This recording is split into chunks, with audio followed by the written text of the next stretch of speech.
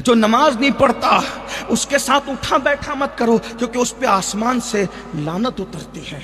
اور سابقہ کتب میں لکھا ہے کہ بے نمازی جب رستہ چلتا ہے تو کیڑے مکوڑے اللہ سے کہتے اللہ ہمیں حکم دے اس بے نمازی غدار کو ہم ختم کر دیں۔ زمین کہتی ہے مجھے حکم دے کہ میں اپنے اندر اس کو دھسا لوں۔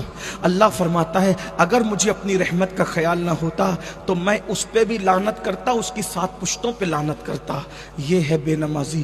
بے نمازی کو کہاں امان ملے گی؟ آج مسلمان کہتے ہیں پریشان ہے، بیٹی کو رشتے نہیں آتے، روزی کا مسئلہ، سب کہتے ہیں اب مسئلہ کیسے حل کرنا چاہتے ہو؟ تعویذ دو، دعا کرو۔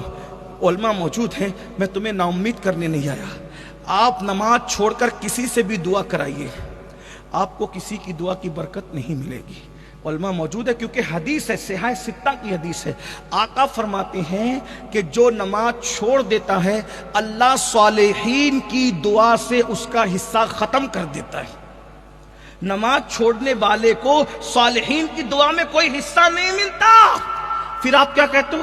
پیر صاحب کی دعا میں اثر نہیں ہے۔ او اس کی دعا میں اثر ہے، تو اس کا اہل نہیں ہے۔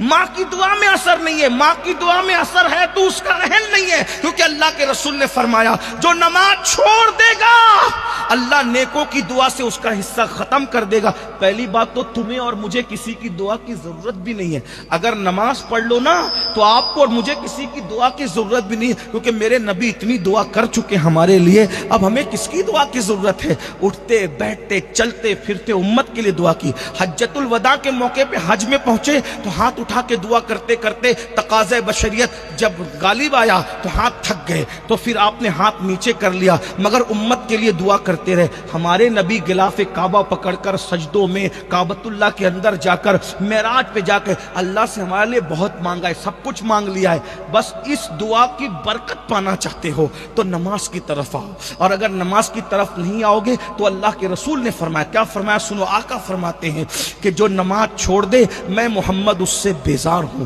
قیامت کے دن اس کا میرا کوئی وعدہ نہیں ہے، اس کے لیے میرا کوئی وعدہ نہیں ہے۔ میں اس بات پر آتا ہوں تو اپنے جوانوں سے کہتا ہوں اگر مجھے یہ پتا چل جاتا، جے پور کے لوگ یا سنی لوگ یا مسلمان مجھ سے کہتے کہ امین القادری تو ہم ایک ایک کے پیر کو پکڑ کر بول کہ ہم نمازی بن جائیں تو ہم نمازی بن جائیں گے، تو میں ایک ایک کے پیر پکڑ کے کہہ لیتا کہ نمازی بن جاؤ۔ وجہ بتاؤں؟ کیونکہ مجھے پتا ہے ہم نے جو روایتیں پڑھی ہے بزرگوں سے سنی ہے اس میں یہ آیا ہے کہ مولا علی نے فتویٰ دیا بے نمازی کافر، فاروق اعظم کا فتویٰ ہے بے نمازی کافر، عبداللہ ابن مسعود کا فتویٰ ہے بے نمازی کافر، اسی طرح سیدی اعلیٰ حضرت نے ایک